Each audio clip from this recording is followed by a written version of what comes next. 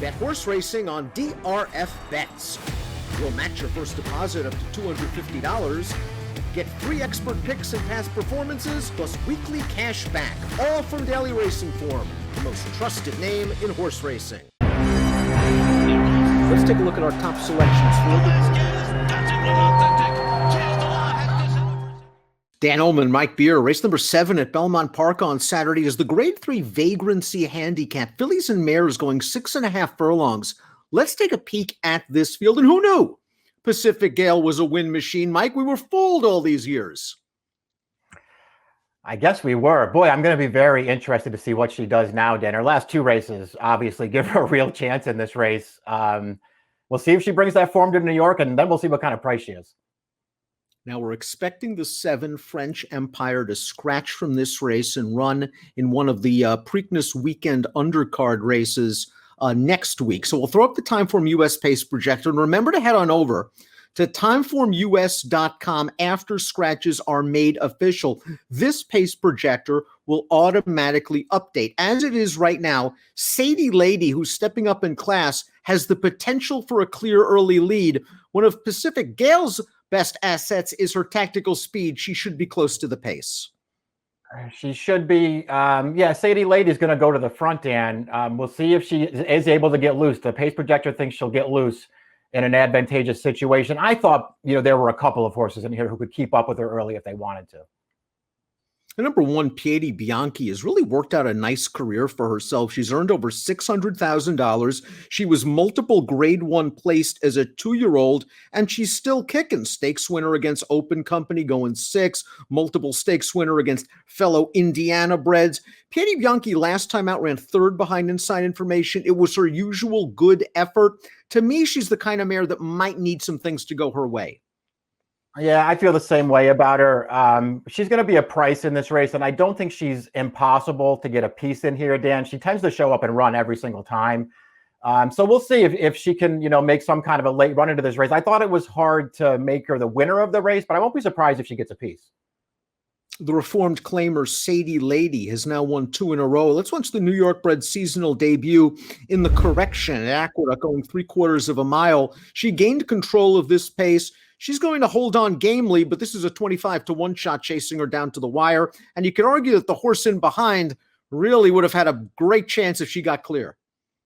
Yeah, that's Kansas Kiss down there, who doesn't really get a chance to run in the race. The horse that Sadie Lady's holding off here at the end, Call on Mischief, is the same horse that should be 2 starts back in the allowance race. I don't know, Dan. I mean, she can get loose on the lead in here. She's got plenty of speed. I think she's an okay horse. I think this is going to be hard for her to wire this field. The number 3 is Victim of Love, who won Vagrancy last year, first off a short layoff. Similar situation here for a good Mid-Atlantic-based barn. And this mare ran just fine in the Grade 1 Ballerina, 2 starts back. Let's watch her seasonal debut at Laurel. She caught a sharp horse coming down from Parks in Madame Mina. Victim of Love's going to finish an okay second. Considering it was her first start off the summer layoff, I think you could argue this was a nice building block race, and her buyers from 2 and 3 back make her interesting under Rosario. Yeah, I agree. I think she's a dangerous horse in here. All in all, I thought this was a pretty good performance off the layoff, Dan. She got bumped at the start, wound up last early, and then just all she could do was chase the favorite through the stretch, but I thought she chased her pretty gamely. Those 2 races last summer here in New York, if she runs either one of those, she's going to be a handful in here. Kiss the Girl is cross-entered in a Laurel allowance race on Friday, so keep an eye out for changes here. But let's watch Kiss the Girl's win against fellow Maryland breds in the Conniver Stakes last time out, going 7/8 of a mile. I mean, she was hung out 3-4 wide all the way around the track, Mike, and she just wears them down late. I think 6.5 is okay for her. I like her a little bit better at 7. She's going to get a class quiz against these. Yeah, I wonder if this could be too tough for her. I actually felt like she ran well in this race, Dan, as you mentioned, 4 wide basically all the way, chasing a pretty solid pace, still was able to close it down. I thought she ran well. I don't even know if that performance, though, would give her a real chance against this field. I just felt like she would have to improve again.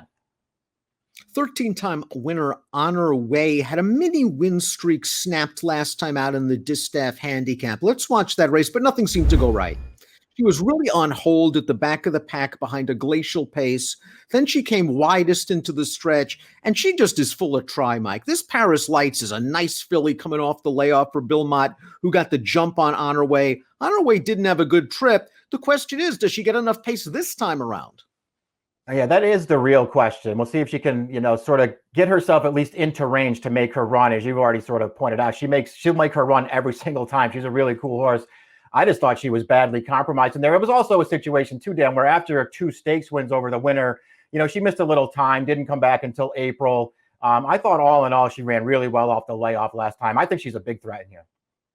Pacific Gale hadn't won a race in over 2 years. She got down to Gulfstream for John Kimmel. She won the inside information at a giant price. Okay, understandable if you think it's a mirage. It's no mirage. Let's watch the Hurricane Birdie, her second start at Gulfstream this winter. She just sits in behind horses. She angles out, and she's just breezing by these horses in the stretch. Now, maybe the filly and mare division for sprinters at us in South Florida this winter wasn't exactly the strongest group, but this is easy peasy.